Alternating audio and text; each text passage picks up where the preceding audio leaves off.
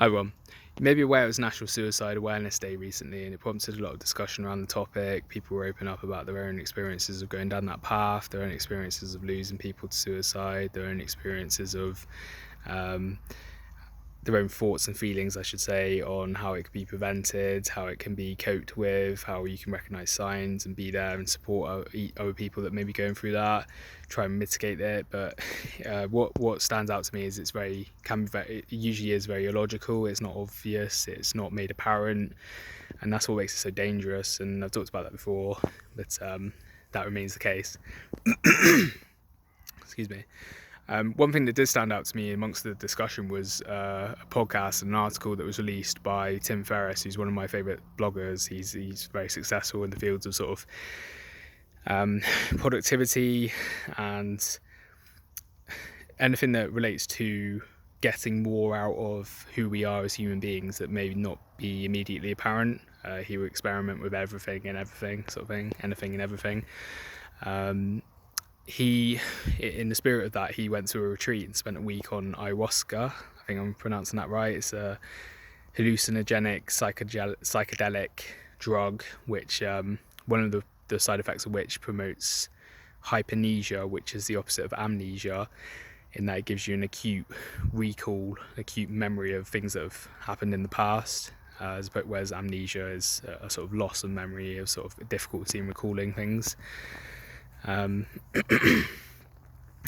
So one of the things that he, and this was recently, he's in his 40s now, but he was talking about this as part of a wider theme of his own experiences of feeling suicidal, attempting suicide, things like that when he was in his 20s.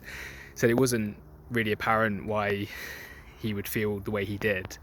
It was almost like he was trying to deal with an emotional trauma, but he wasn't aware of what it was. And the point of this video is that when he took this drug and he experienced hyponysia, he unlocked a series of sexual abuse that happened to him as a child between the ages of 2 and 4 that he actually must have, he wasn't aware of until he's now in his 40s. And that's something he's been carrying with him for all those years, that, you know, whether you remember it or not, I can only imagine, you know, would be extremely traumatic. The idea that you could be carrying something like that around with you for all that time and not be aware of it is quite a scary thought. And how that can influence the decisions you make, your behaviours.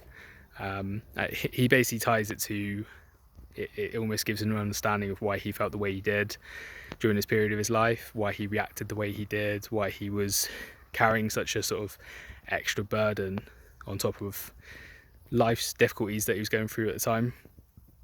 So my point is that, as I've said before, it's kind of illogical, but you just don't, perhaps we don't even appreciate what we're sort of carrying around with us. You know, if you're not aware of it, you don't know yourself that you're actually maybe in a lot of sort of pain emotionally, or you sort of still living with some sort of trauma, or you're sort of living with something that is still affecting you that could have happened in childhood, it could have happened at some point of your life, and you sort of blanked it out.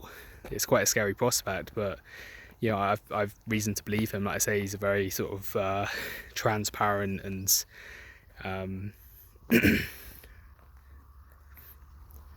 he's very sort of, he's built a career off of his blogs, and he's been able to explore a lot of different things. It doesn't sound like something you'd make up as a sort of sensationalist story.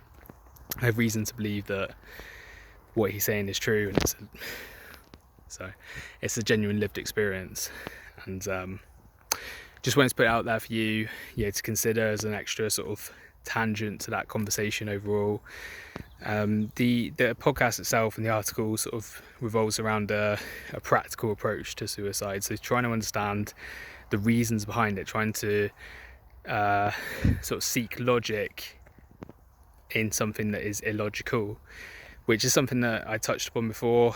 I'm a very logical thinker. I'm someone that looks at things logically. I try and sort of come at it from a problem-solving perspective, and oftentimes that's not that's difficult to accept when you're talking about something as emotive as suicide.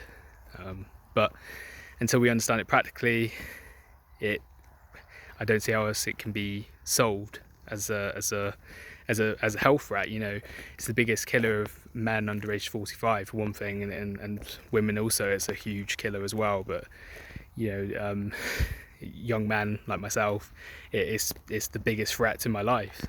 So it's something that I think it is important to understand, and I think it's important to sort of apply a logical approach to, and look at how the puzzle can be solved, if that makes sense.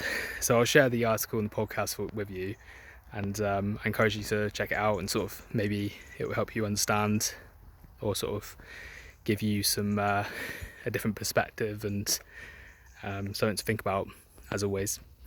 That's everything I've got to share. I'm Christian with Aim for Success. I post every single week, all things revolving around a journey to success as a young man, basically.